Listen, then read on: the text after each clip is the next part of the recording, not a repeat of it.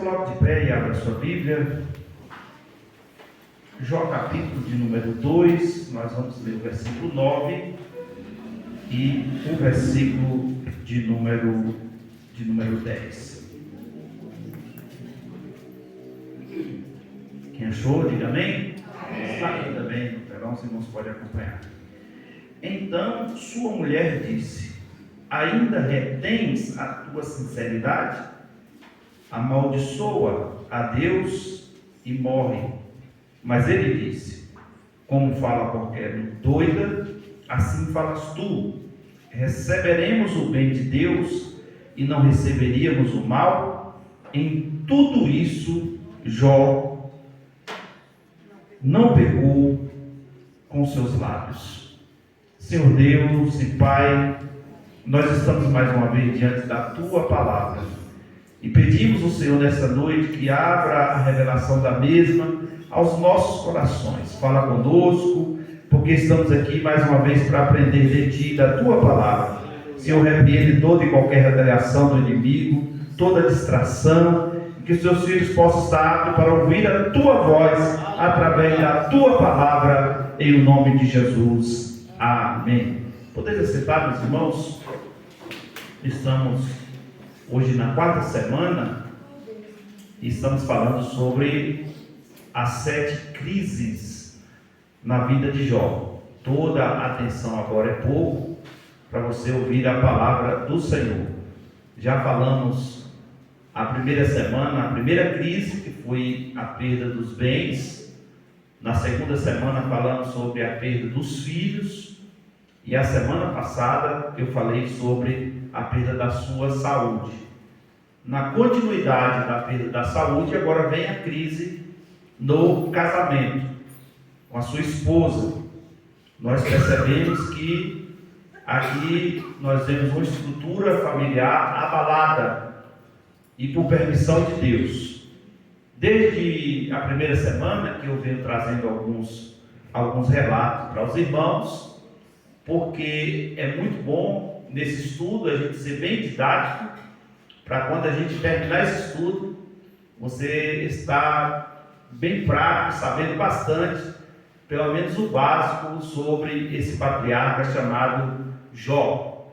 Eu disse para os irmãos que Jó faz parte dos patriarcas, e o livro de Jó foi o primeiro livro a ser escrito, mas ele não está na escrita como o primeiro livro da Bíblia, porque Jó é considerado como um livro poético, que ali está entre Jó, Salmos, Provérbios, Eclesiastes e Cantares, que são os livros poéticos da Bíblia.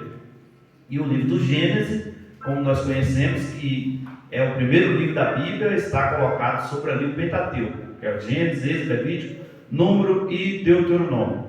Aí depois vem os livros que nós falamos a semana passada, que é os livros históricos: Josué, Juízes, Ruth, 1 e 2 Samuel, 1 e 2 Reis, 1 e 2 Crônicas, Esdras, Neemias e Esther. Aí começa os poéticos, que são esses que eu acabei de falar. Depois finaliza com os livros proféticos, os profetas maiores e os profetas menores. Já expliquei isso para os irmãos também. Maior não é porque um era maior nem melhor do que o outro, mas o período de tempo em que eles profetizaram. Então, a gente percebe que esse livro de Jó, ele é colocado aqui entre os livros poéticos, e essa história é uma história bastante intrigante, porque alguns pesquisadores da Bíblia e alguns estudiosos, eles têm algumas visões diferentes. Muitas pessoas acham que o livro de Jó é uma parábola, como foi a parábola do filho pródigo, mas quando você vai ver na Bíblia, existem várias citações, e parábola não cita nome de pessoas. E aqui fala de muitas pessoas. Quando a gente chegar aqui na crise com os amigos, os irmãos vão ver que esses amigos de Jó também faziam parte, parentela da parte ali de Abraão, Isaac e de Jacó. Eu disse para os irmãos aqui, através de pesquisas e de alguns historiadores, que não chegam a uma conclusão, mas um parecer teológico, que Jó ele era neto de Jacó, até porque a Bíblia diz que ele é filho de Issacar, e Issacar é filho de Jacó. E eu, a semana passada, teve uma conversa com o pastor Derico, e ele me fez até pesquisar mais um pouco, e eu fui fazer uma pesquisa mais minuciosa, e eu fiz algumas anotações aqui, e eu quero trazer para os irmãos entenderem essa cronologia bíblica, porque entre essa história de Jó tem 720 anos após o dilúvio. Então a gente vê que começa a primeira dispensação da inocência, depois da consciência, que é do pecado, depois o governo humano, que é onde construíram uma torre, aí depois que vem essa dispensação dos patriarcas, isso após o dilúvio. E os irmãos sabem que após o dilúvio, os filhos de Noé, que é Sem, Cã e Jafé, e nesse período, um período de 502 anos depois do dilúvio, e contemporâneo a Abraão, com 150 anos. E aqui vem Isaac vem nascer após 25 anos, depois Jacó, aproximadamente quando ele tem Isaac com 60 anos, ele nasce, e Jacó aproximadamente 85 anos quando ele teve Issacar. E eu fui fazer uma matemática aqui. Esse período após o dilúvio deu 772 anos.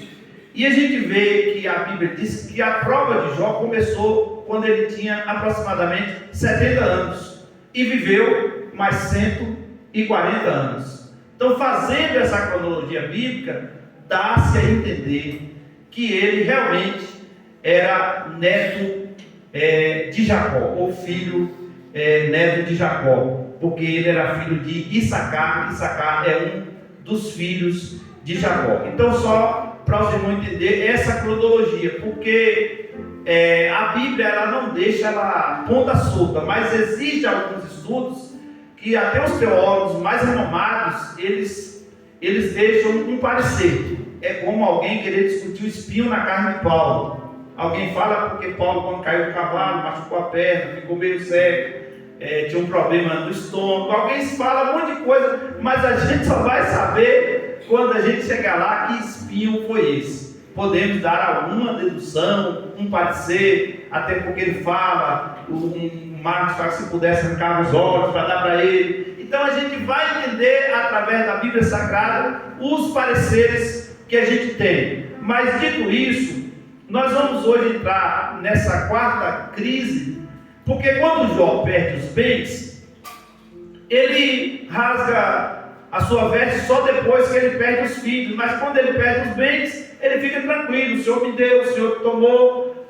Quando ele perde os filhos, a Bíblia diz que ele faz um luto profundo, rasga as vestes, raspa a sua cabeça e fica ali amargurado. Aquela postura dele, que a Bíblia diz que Jó adorou, o sentido de adorar ali, não é falar: Deus, eu te agradeço porque você matou os meus filhos, mas no sentido ali do coração ferido. Você imagina, de uma vez só, chega uma notícia dentro de 30 segundos, alguém dizer: eu estava ali com seus filhos, veio um vento de lá, um vento de cá, dos quatro ventos, entrou dentro da casa, teus filhos empregados, morreu, todo mundo, só escapou eu para trazer a notícia.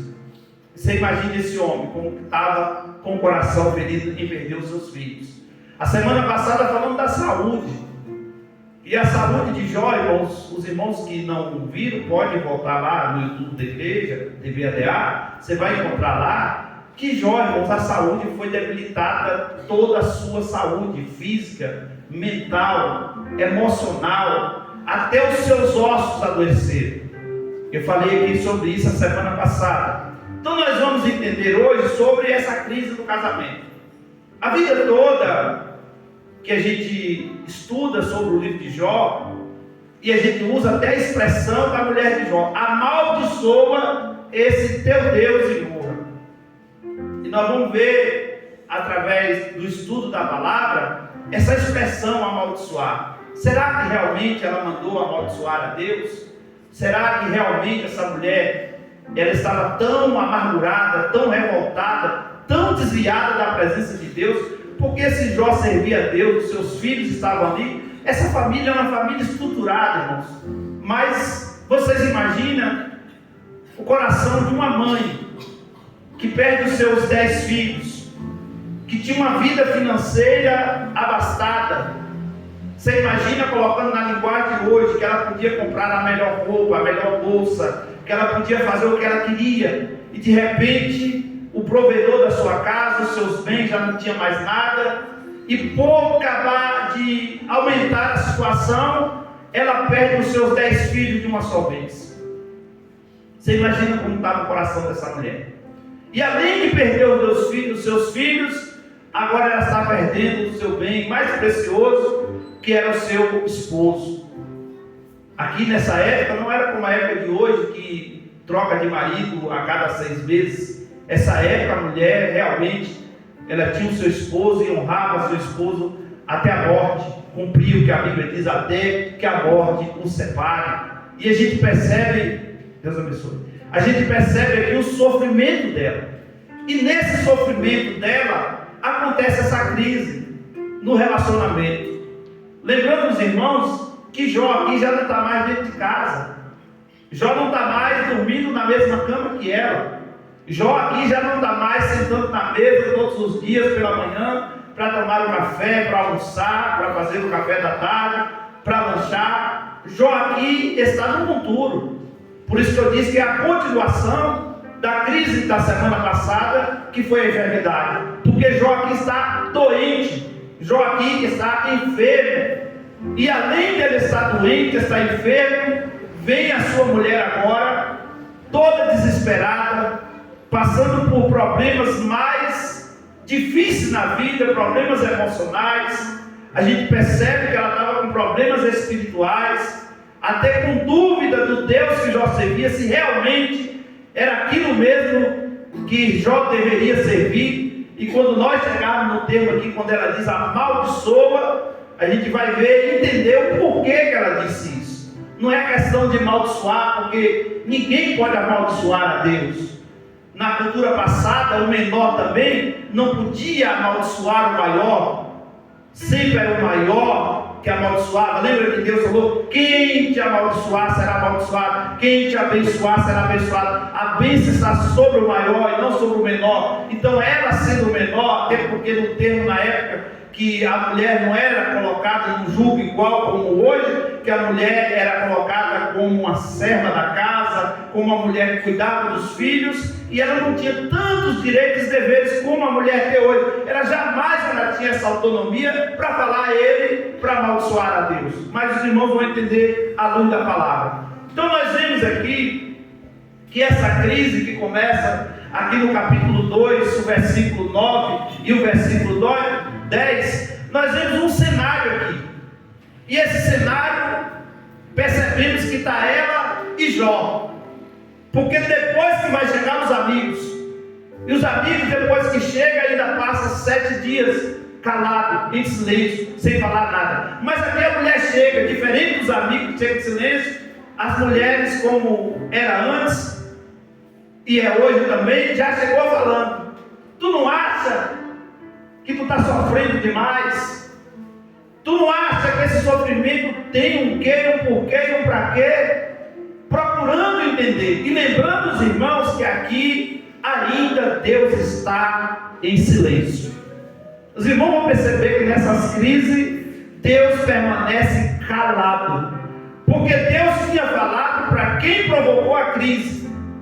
Deus tinha falado que Jó era um homem íntegro, reto, temente a Deus e que desviava do mal. Depois o escritor também disse que Jó era íntegro, temente a Deus, reto e que desviava do mal. Então Deus deu testemunho. E Deus falou para Satanás assim: pode tocar nos bens dele. O Satanás foi lá e tocou. Ah, mas os filhos, pode tocar nos filhos. Mas ele tem uma saúde de ferro, pode tocar na saúde. Mas a gente observa o texto, e eu fiz questão até de fazer um rascunho aqui, que o inimigo diz assim: tu cercaste eles, tu colocou uma cerca sobre ele.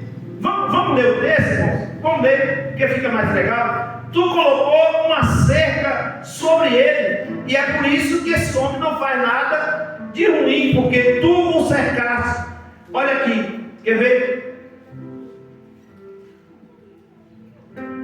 Então o Senhor disse, capítulo 2, versículo 2. Então o Senhor disse a Satanás: de onde vem de rodear a terra, de passear e por ela? E disse o Senhor: observaste meu servo Jó, porque não há ninguém semelhante a ele, homem sincero, íntegro, temente a Deus, desviando o mal, e ainda retém a sua sinceridade, havendo tu me incitado contra ele para consumir. Agora olha o que o inimigo diz.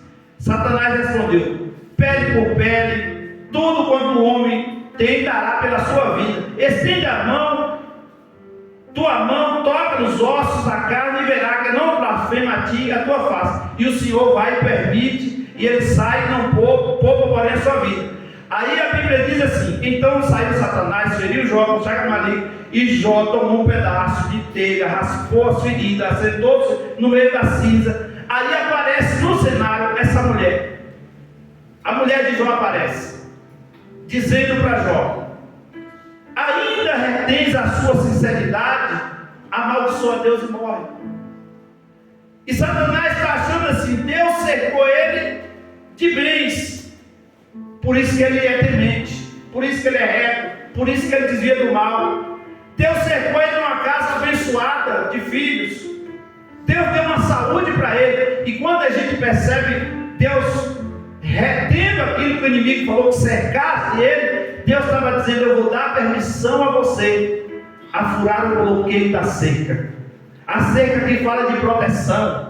O que Satanás estava dizendo? Para quem é temente a Deus, para quem desvia do mal, tem uma proteção, tem uma cerca, tem algo que protege, que o inimigo não pode tocar em você.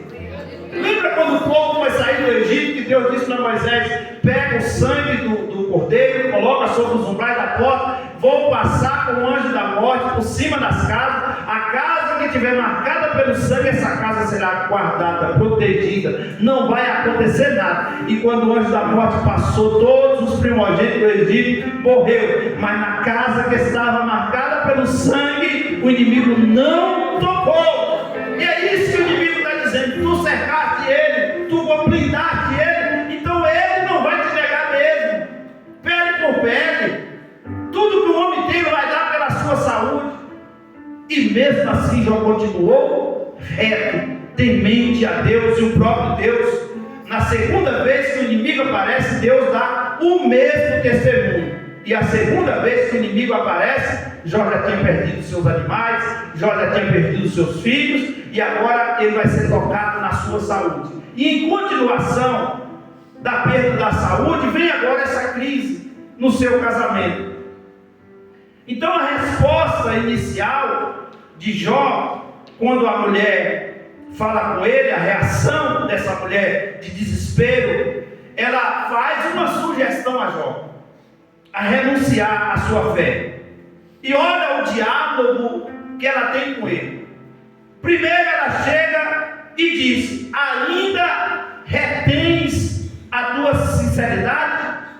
É uma pergunta que ela faz. Tu ainda vai ser sincero diante desse Deus que tanto mal nos causou? Vamos parafrasear aqui o diálogo dela com Jó, porque o texto aqui é um texto curto, mas não foi só essas palavras que ela disse. Isso aqui está dentro do diálogo e foi tirado de um contexto o que ela disse. Ela chega para Jó e diz assim: há poucos dias ou há pouco tempo nós perdemos tudo. Perdemos o nosso gado, perdemos nossas ovelhas, colocando na linguagem de hoje, as nossas empresas, os nossos tratores, os nossos caminhões. Financeiramente nós não temos mais nada. Depois, para acabar de completar, nós perdemos os nossos 10 filhos. E agora você está morrendo. E eu falei a semana passada, essas chagas malignas que foi acometida sobre Jó, não foi simplesmente uma hanseníase, uma lepra como alguém pensa. Os irmãos sabem que Jó foi ferido em todos os aspectos que eu mencionei aqui. 15 enfermidades que foi acometida sobre Jó, nos ossos, na pele. Os ossos de Jó, alguns historiadores dizem que se quebravam de tão podre que estava. Saía bicho da sua pele, caía carne mau cheiro, fedido. Mas mesmo assim essa mulher, eu não sei porque na cultura da época as pessoas se aproximavam de uma pessoa numa situação dessa, porque eles pensavam de ser uma doença contagiosa. Segundo a história, era um tiro de pedra, que é aproximadamente de 25 a 30 metros. Eu não sei se esse diabo está muito perto dele ou muito longe, mas eu acredito até, por questão cultural, ela estava na mesma distância que os amigos de Jó ficaram, 25 metros a 30 de distância. Mas dá para ter um diálogo. E ela conversando, dizendo: tu não está vendo, homem, que já aconteceu conosco, você está morrendo.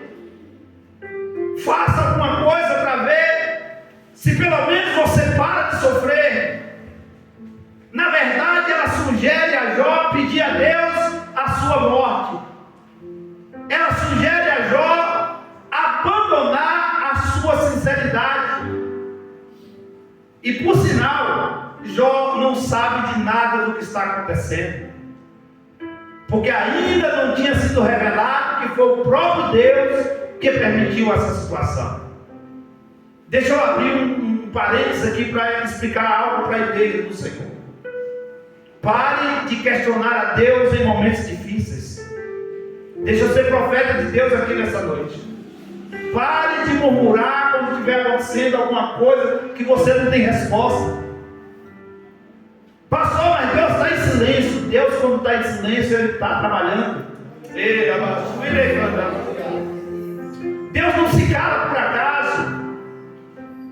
Jesus, quando estava na tempestade, Ele estava no barco, estava dormindo em silêncio. Enquanto Jesus está em silêncio, os discípulos estão desesperados. Mas quando eles acordam Jesus, a palavra que eles dizem para Jesus: será que o Senhor vai deixar a gente perecer? Jesus dá uma esticada quando acorda, né? Quem sabe consegue para pouco, ele diz assim: vem, mar, se acalme, se aquiete. Você percebe que Jesus, antes de acalmar a tempestade, não fala nada para eles, continua em silêncio. Mas Jesus, para a tempestade, para o vento, Ele manda aquietar e acalmar, e eles olham um para o outro e dizem: quem é este que até o vento e o mar lhes obedece? Pare de questionar a Deus nos momentos difíceis, porque você está cercado por Deus. O Salmo 91, 7, a Bíblia diz: 1000 cairão do teu lado, 10.000 do outro lado, mas tu não serás atingido. Isso fala blindagem. É isso que Satanás está dizendo para Deus. Ele é cercado. O verso 10 diz assim: mal nenhum te sucederá, nem praga alguma chegará à tua tenda ou à tua casa. Satanás está dizendo: a casa dele é protegida, a casa dele é guardada. Era para você dar glória mesmo. A casa dele é protegida, a casa dele é guardada. É por isso que o inimigo não pode tocar. Mas se porventura o inimigo tocou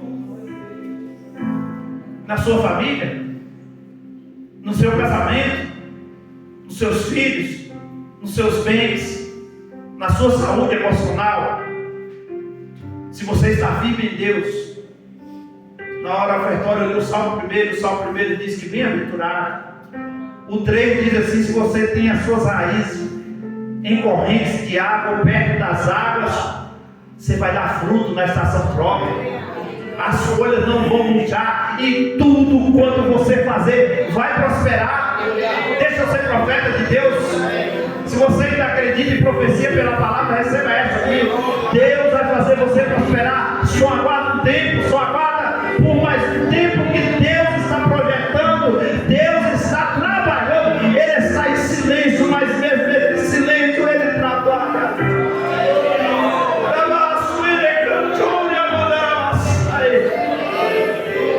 Eu estou sentindo graça de Deus nessa noite para ministrar sobre a tua vida, porque há uma presença de Deus aqui. Não existe crise sem propósito, não existe luta sem ter um propósito de Deus. E a Bíblia diz, irmãos, que Deus prova quem Ele quer aprovar. Se você está no vale, pode ter certeza que logo ali tem um monte. Deus é o Deus dos vales. Porque vale é um lugar onde você não tem muita segurança, é um lugar onde você está cercado. Mas Deus estava falando assim: olha, e eleva os meus olhos para os montes. E tu está dizendo que quem olha para o monte é quem está no vale. De onde virá o meu socorro? Aí o Espírito Santo está dizendo para você nessa noite: o teu socorro vem do Senhor, que fez o céu e a terra. Se você crê nessa palavra, levante assim a sua mão e glorifica ao Senhor.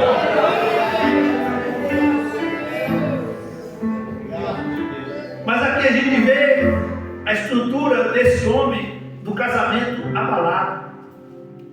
E existem alguns fatores que abalam um relacionamento. E a gente vê aqui, biblicamente falando, eu anotei alguns aqui: julgo desigual, finanças, familiares, religião, política, jogos. Muitas coisas podem abalar a estrutura de um casamento. Mas a gente observa aqui que na vida de Jó, o que abala a estrutura do casamento de Jó? A perda dos bens materiais. Faliu. Você imagina um homem mais rico do Oriente da época, não era o moço da vida, o homem que podia fazer um foguete da ré. Estou usando a linguagem de hoje. De repente ele perde tudo. Aí você imagina esse homem com 70 anos, com os 10 filhos, tudo criado. A gente percebe que os filhos tinham suas casas, porque a Bíblia diz que eles faziam festa nas casas uns dos outros. E nesse dia que eles morreram, estava na casa do mais velho. Agora esse homem passa por uma terceira crise, que é a sua saúde. Porque a Bíblia não fala da mulher de Jó reclamando em nada quando os filhos morreram. Claro que ela reclamou, claro que ela ficou triste, mas a Bíblia não fala. Mas quando vem a enfermidade, que ela vê aquele homem todo podre, ela sabendo quem era aquele homem, porque ela mesma pergunta: tu ainda vai manter a tua integridade com Deus? Ela sabia que Jó era o homem de Deus. Ela sabia que ela não estava falando com qualquer um. Ela sabia que aquele homem era o sacerdote da casa dela, porque só podia fazer sacrifício quem era sacerdote. Claro que numa época antes do ofício sacerdotal, Jó já fazia sacrifício por ele, pela sua casa, pelos seus filhos. E ela olha para ele, aquele homem podre. Irmãos, imagina como que estava a fisionomia de Jó. Porque ele fala no texto que não conseguia comer porque amargava tudo que comia.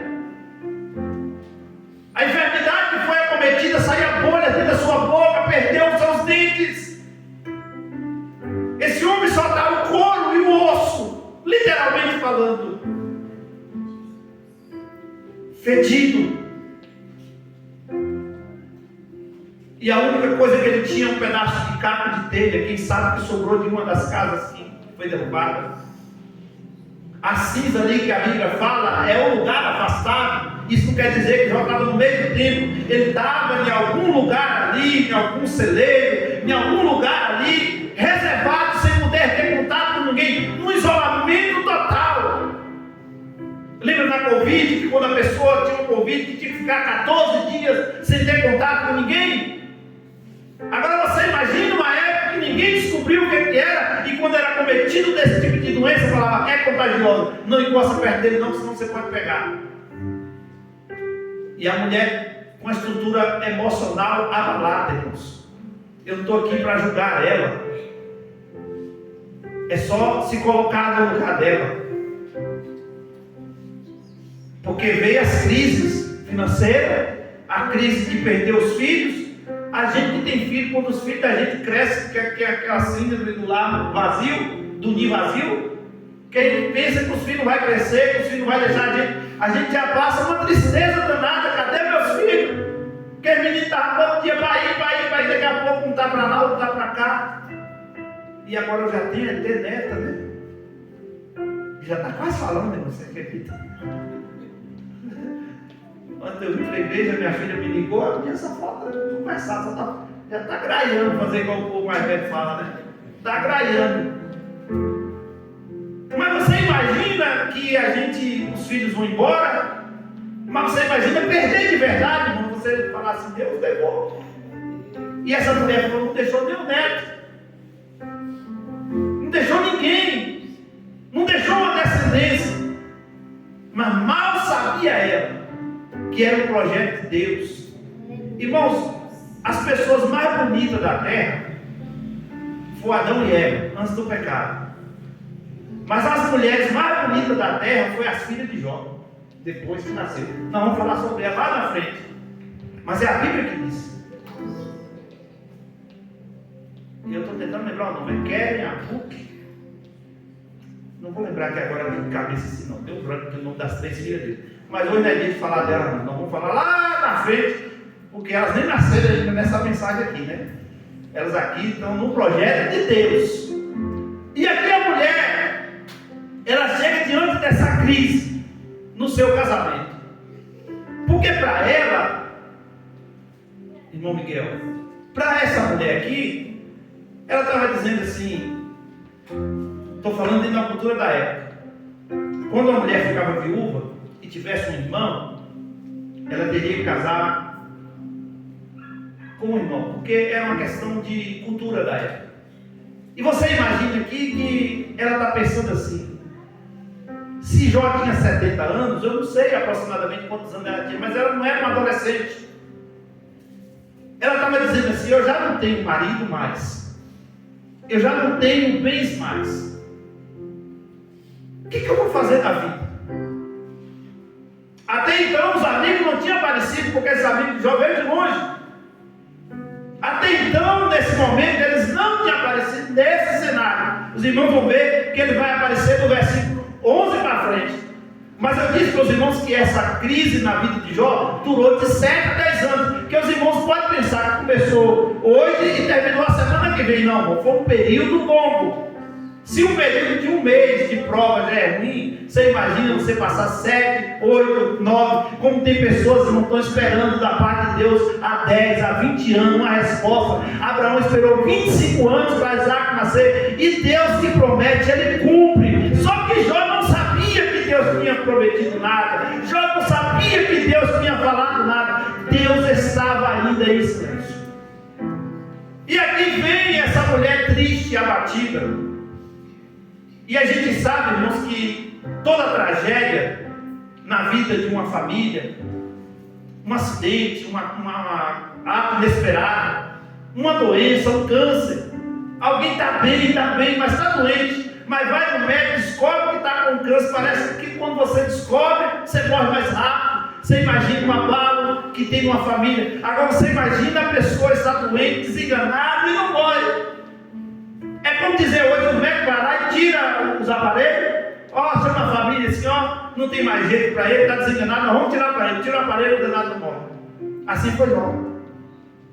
Eu vou repetir o que eu já disse aqui em algumas mensagens dessa série. Nunca mais você vai ver Deus fazer o que fez com Jó. Deus só fez isso uma única vez.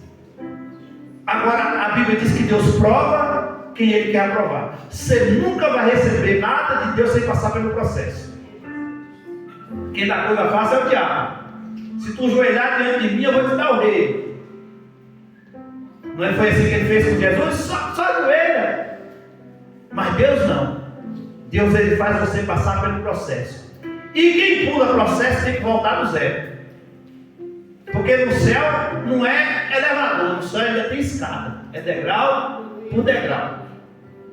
Jacó lutou com o anjo a noite toda, achou que tinha resolvido o problema. O anjo pegou na coxa dele, deu uma espadada na coxa, Jacó ficou andando, E você sabe que para subir a escada já ruim, você imagina mancando. Ele estava dizendo, é devagar, devagarinho, é que você vai alcançando.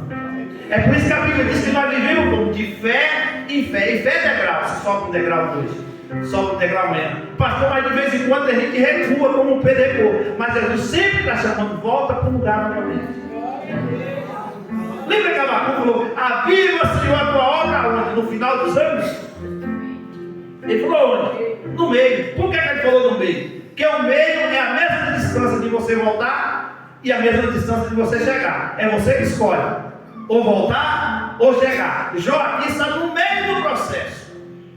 Porque você vai ver depois, quando a gente for falar dos amigos, que o diálogo com os amigos de Jó não se irrita tanto.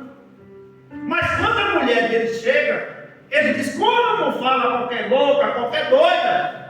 Aí alguém fala: Jó estava chamando a mulher dele de maluca. Ele falou: como fala? Estava dizendo: o que você está falando não é de Deus. O que você está falando, os doidos aí fora falam. Quem não é temente fala. Não é que Jó estava chamando a mulher dele de louca, de doida. Ele diz: como fala qualquer louca?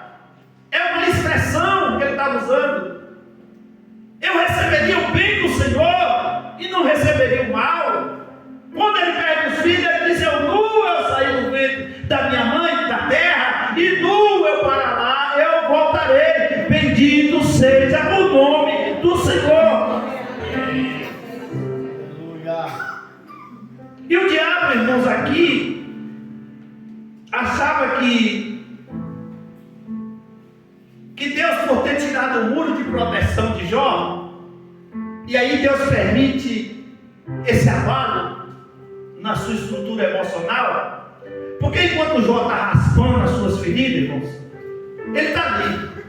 Mas quando a mulher dele chega, e os irmãos sabem, irmãos, palavra de pessoas que não tem nada a ver com você não machuca. Você já prestou atenção? Fulano está falando para você: quem é fulano? Ah, quem é ele? Eu vou dar vadia para fulano, rapaz. Não é assim? Mas quando é alguém que você ama, quando é alguém que você confia, eu não vou perguntar aqui quem já foi traído, que até Jesus foi, quem te dá dói, né? Quando você sabe que alguém é da sua confiança e a pessoa fala de você, quando você tem aquele melhor amigo, e aí acontece algo e abala aquele relacionamento, aquilo dói, machuca. Agora você imagina de alguém que você ama, porque é um amor diferente de amizade, de companheirismo, mas um amor de um relacionamento. Ele tinha 10 filhos, irmão, tinha muito amor nesse casamento. Jó era um homem de Deus, tinha muito amor nessa casa. E de repente chega alguém que ele achava que poderia dar uma palavra amiga, porque com certeza a mulher dele ia lá levar comida, levar água de longe, mas nesse dia ela conheceu virada, irmão, no 70. Eu não vou dizer por causa da idade, porque ela teve mais 10 filhos depois, então ela ainda estava viva. Mas ela chega naqueles dias, meus irmãos, que parece que não passa, parece que é só 4, 5, mas parece que não passa. E ela chega naquele dia virada nos 70. Que até o cachorro tem que correr e esconder debaixo da cama. Aí ela chega: você ainda vai manter essa integridade, ó? Você não está vendo o que está acontecendo na nossa casa? É como se ela estivesse dizendo: a culpa é sua. Irmãos, isso abalou o emocional de Jó. Mas abalou o emocional, mas não tirou a sua essência. Deixa eu liberar uma palavra de Deus, porque palavras machucam, irmãos. Palavras ferem o nosso coração, mas nós não podemos deixar nada e nem ninguém tirar aquilo que Deus colocou na nossa vida. Se Deus falou que vai fazer algo na sua vida e você conta para alguém: vai cá, vai, larga de ser besta, para com isso, aqui na hora que fede, mas levanta a tua cabeça, continue marchando, porque se Deus falou, Deus vai cumprir. Jó sabia do Deus que ele servia. Você sabe o Deus que você serve, mas aquilo abala o seu emocional. Quem sabe ela estava dizendo: olha, eu estou para te abandonar, eu estou para não vir mais aqui, porque a culpa é sua. Tudo isso está acontecendo por causa da sua integridade. E aqui vamos passar, porque eu só tenho 15 minutos e eu tenho muita coisa aqui. E nesse contexto, quando ela chega, amaldiçoa a Deus, capítulo 2, versículo 9, amaldiçoa a Deus e morre. Provavelmente certamente ela está esperando aqui uma solução. E essa solução que ela está esperando para o problema era a morte de Jó. Porque a enfermidade curada, e ela pergunta: vai permanecer íntegro? E eu falei de integridade que no hebraico é dantea, que significa completo, que significa nas variantes de perfeição, de plenitude, de inocência, de justiça, de maturidade. Ela está dizendo: tu vai continuar ainda maduro, tu vai continuar ainda com essa insistência de servir a Deus. Quantos de nós que já fomos afrontados por alguém, você ainda vai continuar fazendo a obra de Deus? Você ainda vai continuar indo na igreja? Você ainda vai continuar servindo a Deus? Está tudo dando errado. Está tudo fora do lugar. Aí você na hora fica assim: pior que é verdade mesmo, né? Mas depois o seu coração, o Espírito Santo entra na tua alma e diz: continue me adorando. Porque quando está pertinho de você receber a sua bênção, eita Jesus, quando está pertinho de receber a sua vitória, aí que o inimigo vai se levantar mesmo. Eu não posso dizer nem afirmar que essa mulher estava endemoniada, mas eu posso afirmar para você que ela deixou o espírito do ódio, da ira, do rancor. Ela deixou algo entrar no seu coração e deixou a sua boca ser usada pelo inimigo naquele momento. Às vezes acontece. Pedro estava andando com Jesus e Jesus falou para trás de mim: Satanás, Pedro, fica, diabo, sai. O diabo procurou todos os meios para tirar a integridade de Jó. E você acha que o inimigo não ia usar alguém que estava próximo dele? Ainda mais com o coração abalado. Se você for estudar, irmãos, essa mulher, como é que ela estava? Ela estava com um estado depressivo no último. A crise de ansiedade dela estava ao extremo. Você imagina se essa mulher dormia bem? Ela comia bem? Você imagina como estava essa mulher? Então ela estava vulnerável a falar besteira. Por isso que ele disse: como fala qualquer doido, alguém que não é temente, isso pode acontecer com qualquer um de nós. Ou eu estou pregando para alguém aqui que nunca murmurou. Ou eu estou pregando para alguém aqui que nunca pensou que Deus tinha te abandonado. Ou eu estou pregando para alguém que nunca pensou que seria o fim. Agora não tem jeito. Se a gente que está na frente da obra, a gente que tem mais uma responsabilidade a mais, uma carga a mais sobre os ombros, de vez em quando bate aquela tristeza, de vez em quando bate aquela vontade de desistir, de vez em quando bate a vontade de parar, de vez em quando você pergunta onde está Deus, de vez em quando você fica imaginando o que está acontecendo, mas ao mesmo tempo Deus que nos chamou, Ele vem com a palavra dele no nosso coração e diz: eu sou contigo.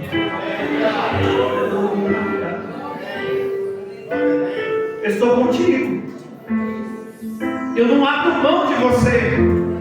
Espera só um pouquinho, vai passar.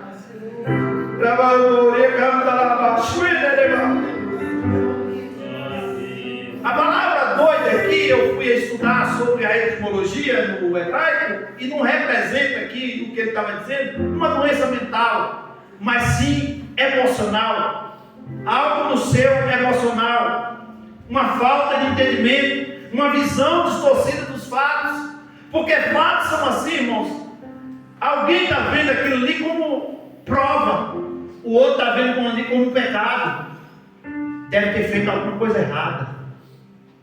Lembra que quando Jesus encontrou o cego e o discípulo falou: Senhor, quem foi que pecou?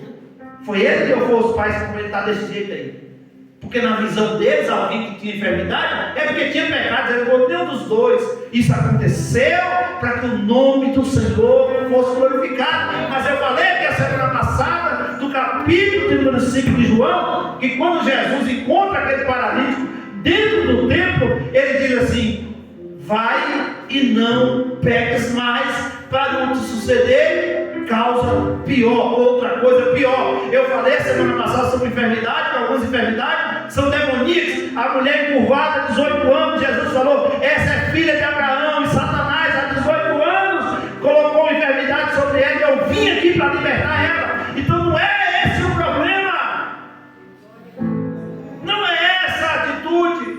Ele está falando que ela é doida, mas ela está dizendo para ela, a sua visão está distorcida sobre os fatos. No primeiro livro de Samuel, no capítulo 2, capítulo 25, versículo 2 a 38, fala sobre a mulher, o esposo de Abigail, que foi um homem estúpido todo que perdeu a sua vida por causa da sua estupidez. A esposa de Jó estava aqui totalmente sensata. As suas palavras refletiam exatamente na acusação que Satanás fez. Ele tem tudo, e se tu tirar tudo, ele abandona. E ela está dizendo assim, faz alguma coisa logo, entrega, se entrega. Mas ela não está sabendo de nada do que está acontecendo. Nem Jó está sabendo de nada. Só tinha dois seres que sabiam do que estava acontecendo: o mal e o bem, Deus e o diabo. E Deus está de lá de cima, porque Deus é onisciente, onipresente, onipotente. Deus não ficou preocupado lá de cima, não. Será que ele vai fazer? Será? Deus já sabia, irmãos. Deus já sabia. Só que o diabo, ele não é onisciente, ele não é onipresente e nem onipotente, nunca vai ser. Mas o nosso Deus sabe de tudo, conhece tudo, vê tudo. E Deus sabia, ele não vai pecar. E a mulher de Jó aqui, ela perde de vista o relacionamento com Deus. Quando ela chega a essa situação, eu entendo que ela perde a sua confiança em Deus. Eu já vi alguém dizer que ela estava desviada. Ela não estava desviada, irmãos. Ela estava machucada, ferida. Essa expressão, como fala uma louca, Jó estava dizendo assim: tu tem que entender a situação. E ele mesmo diz, olha o versículo, irmãos, o versículo de número 10: como fala qualquer doida, assim fala tu. Receberemos o bem de Deus, não receberemos o mal? E em tudo isso não pegou Jó com os seus lábios. Deus fez 56 perguntas para Jó. Nós vamos lá na frente ver sobre isso. E Jó não conseguiu responder nenhuma delas. E nem ninguém vai conseguir responder nenhuma delas. Porque Deus pergunta: onde você estava? Onde eu criei o céu, onde eu criei a terra, onde eu criei o vento, onde eu fiz as coisas. Você está pensando que eu sou qualquer um, Jó? Eu sou o Criador, Jó. É eu que dou a vida, é eu que tiro a vida. É eu que levanto, é eu que abato. Deus está dizendo: eu sou Deus e eu confiei em você e você venceu. Irmãos, entenda uma coisa: se está tendo alguma crise, ou crise financeira, ou crise familiar, ou crise na saúde, ou crise no relacionamento, saiba de uma coisa: Deus é fiel para no momento certo, na hora certa, trazer a restauração. E a ideia aqui de amaldiçoar, se a gente entender, é blasfêmia contra Deus. E ela não podia blasfemar, até porque ela era a fonte que Deus preservou, e Deus sempre vai preservar a fonte. Porque Deus podia matar essa mulher, sim ou não? E dar uma mulher muito mais nova, muito mais bonita para Jó, mas Deus preservou a fonte. Deus falou: é com ela, Jó, tu vai ter mais 10 filhos de novo. Essa mulher foi uma guerreira, porque ela já tinha tido 10, depois mais 10, 20 filhos. Ah, pastor, mas Deus não ia dar em dobro, por que ela não teve 20 filhos? E os 10 que ela já teve? Não foi Deus que deu? Então Deus deu em dobro, mas só você fazer as contas. No dia do juízo final, quando todos nós encontrar, esse 20 menino vai estar lá. Porque todos foram filhos de Jó, do patriarca. Tem uma história deles. Então vamos lá, encerrando. Então essa ideia de amaldiçoar seria uma blasfêmia e uma interpretação um pouco suplexa. Mas a mulher, ela faz uma orientação aqui de amaldiçoar, no capítulo 2, versículo 9, E uma vez mais, nós temos que utilizar uma ferramenta que na teologia nós chamamos de hermenêutica, de fazer algumas perguntas. O que a hermenêutica faz? É você entender o texto, o contexto e o porquê daquilo. Então, foi ela realmente isso que ela disse? Como está escrita essa frase em hebraico? Qual a intenção por trás dessa afirmação? E o significado literal desse termo, que traduzido não é amaldiçoar. E eu fiz questão de anotar aqui do dicionário Strong, se você quiser depois conferir, que no dicionário Strong é baseado mais ou menos no texto de Josué 22:6. Quando chegava alguém na sua casa, a pessoa abençoava aquela pessoa e despedia. E foram-se as suas tendas. Lembra que Jesus, quando, eu estou me lembrando disso aqui, Jesus mandou pregar de 2 em 2, não foi? Foi quando vocês chegaram numa casa, e essa casa não recebeu vocês, o que vocês fazem? Amaldiçoa a casa? Ó, sacode a poeira do pé e vai para outra casa. João chegou para Jesus, não deixa nós tacar fogo naquela cidade, esse povo não quer nada não. Jesus falou, não precisa vocês fazerem nada. É nesse sentido, com bênção você é abençoado. Com maldição, Malaquias 3:10, com maldição você é amaldiçoado. Então, nesse sentido aqui, segundo o dicionário Strong, essa palavra pode significar para a pessoa que está saindo daquela situação de cumprimento, invocando a bênção de Deus, sendo grato pela vida daquela pessoa. Então ela está dizendo, agradeça a Deus, João. Já que você não quer deixar de ser sincero, você não quer abandonar esse Deus, faz alguma coisa aí, pega o seu banquinho, sai de mansinho, peça a Deus para tirar a sua vida. Aí nesse contexto ele diz, como fala qualquer louca. Tu não é doida não, mulher, mas a situação que você está aí, qualquer doida aí fora aí, ou qualquer pessoa que não está batendo bem na cabeça, ia falar uma besteira dessa, eu receberia o bem do Senhor e não receberia o mal. Bendito seja o nome do Senhor. Então a expressão no hebraico que é barek, que significa abençoa e não amaldiçoa, e por várias traduções esses termos foram trocados, e o sentido real desse contexto é: se despede de Deus e morra. Lembra quando Elias deitou debaixo de um zimbro e pedindo Deus a morte? Porque ele não podia se matar, porque senão ele ia para o inferno. Mas ele falou, Deus me mata, eu só estou só. Está todo mundo querendo na minha cabeça. Aí, o que Deus fez? Foi lá, mandou o anjo, pegou água, pão. Elias come o pão e bebe a água, o que acontece? Sai correndo, vai dormir de novo, torna a comer, torna a beber. E a Bíblia diz que com a força daquela comida ele caminhou 40 dias. Ah, você pensa que Elias parou? Não, ele entrou na caverna. E Deus mandou vento, Deus mandou fogo, Deus mandou tempestade, e nada de Elias sai de dentro da caverna. Mas a Bíblia diz que com uma voz mansa e suave entrou dentro da caverna e diz: o que fazes aqui? Aí ele responde: Deus, eu fiquei só. Aí Deus abre os olhos dele: olha embaixo, tem 7.000 que não se dobrou. Tu ainda tem unção ainda para 3. Tu não está sozinho não. O sentido é esse sentido aqui. Desista, parta para outra dimensão. Ela estava dizendo: desista. É só você pedir a Deus a morte. E a gente não vê aqui ele pedindo a morte, mas ele estava dizendo: eu recebi o bem, eu vou receber o mal, mas bendito seja o nome do Senhor.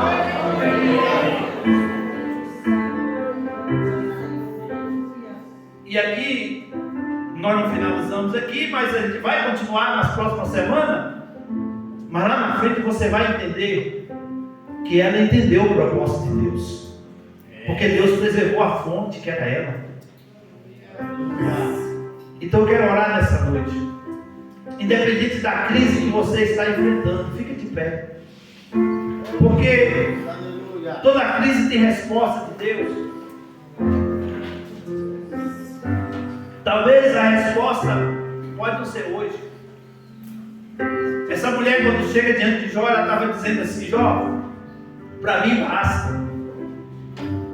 Eu não tenho uma razão para viver com você.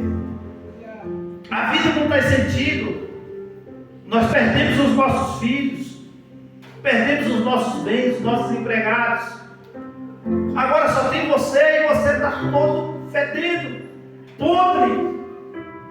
Deus não foi justo conosco. Pede a Deus a bênção, Jó. Pede a Deus para dar um basta nessa situação, Jó. Pede a Deus para colocar um ponto final. Talvez seja essa a sua oração da mulher de Jó. Ela não tinha nada de louca, ela não tinha nada de doida, irmãos. Ela estava em crise. E quando estamos em crise, nós falamos besteira. Quando estamos num momento de crise, nós falamos o que não deveríamos falar. E se algo que essa semana você falou, ou você expressou, você teve esse sentimento, o Espírito da profecia da palavra me trouxe até aqui nessa noite para dizer para você: continue, não pare. Deus vai salvar a sua história, Deus vai salvar o seu casamento, Deus vai salvar os seus filhos, Deus vai entrar com providência na tua causa. Acredite, é só por um pouquinho de tempo. O que há de vir virá e não tardará, diz o Senhor para a sua vida nessa noite. Deus é o Deus que restaura. Deus restaura a saúde, meu irmão. Deus restaura a saúde, meu irmão. Deus restaura a vida financeira. Deus restaura casamento. Ele vai além da medicina. Talvez você está imaginando Deus até quando? E Deus está dizendo: só espera, só aguarda, porque tem um projeto lindo para a sua vida, para a sua casa, para a sua família. Esse vento, diz o Senhor, agora é profecia pela palavra, vai passar. Estenda as mãos para cá, porque o Espírito da profecia está sobre esse lugar.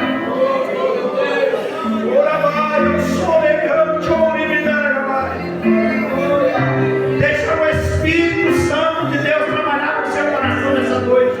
Você ainda está em dúvida? Você ainda está duvidando? Tira esse espírito da dúvida e creia que Deus está agindo em teu favor. Eu estou ouvindo a palavra do céu chamada restituição. Eu estou ouvindo o Espírito soprar sobre o meu espírito nessa noite. Eu vou restituir. Por que ainda duvidas? Eu não te falei?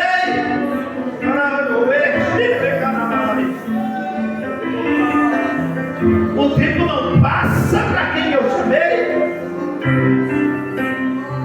E o tempo está chegando, diz o Senhor.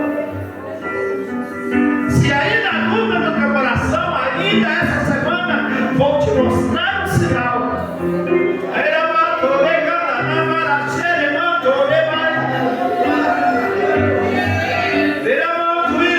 Eu estou sentindo a presença dele.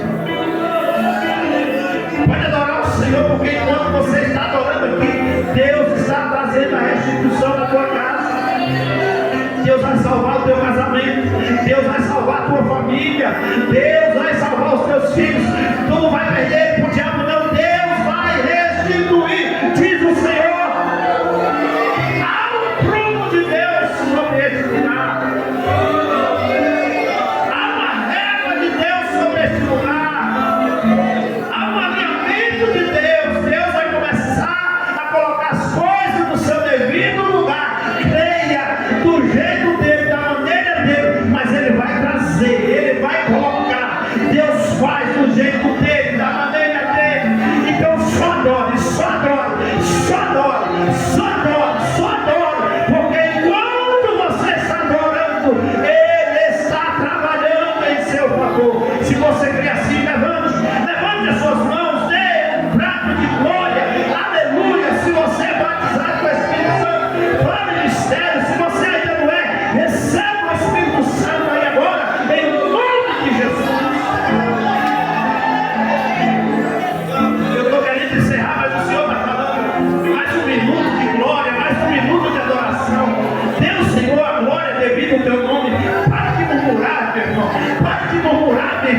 Pode questionar a Deus. Deus está dizendo para você nessa noite: eu estou no negócio, eu estou contigo, eu estou no controle, eu não perdi o controle.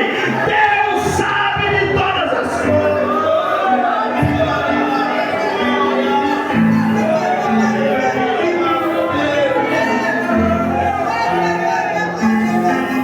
Há poder de Deus sobre a tua vida. Deus, em nome de Jesus, teu filho amado, a tua palavra que não volta vazia, mas ela vai produzir os frutos pela qual foi enviada. Trabalha agora, Senhor, na mente, no coração, restaure essa vida, essa família. Ó Deus, se porventura tiver alguém passando por alguma crise familiar, que o Senhor possa entrar com providência, que o Senhor possa solucionar esse problema, acalmar essa tempestade, fazer esse vento se aquietar, Senhor. Que o Senhor só possa soprar o vento da paz, possa soprar o vento da saúde e da misericórdia, o vento do amor, Senhor. Que o amor que nos une é maior do que as barreiras que nos separam. E nós te agradecemos em nome de Jesus. Que o amor de Deus, nosso Pai, a graça de nosso Senhor Jesus Cristo, nosso Salvador, e as doces consolações do Espírito Santo, nosso Consolador, seja com você, com a sua casa, com a sua família, e com alegria todos possam dizer: certamente que a bondade e a misericórdia me seguirão todos os dias da minha vida, e habitarei na casa do Senhor por longos dias. Amém. ADA 2024, Igreja Avivada discipulada para o arrebatamento. Olhe para o lado aí, olhe para um lado, olhe para o outro, olhe para trás, olhe para frente. Diga comigo assim: foi bom estar na casa de Deus. Quinta-feira estaremos de volta. Deus abençoe a sua vida, a sua casa.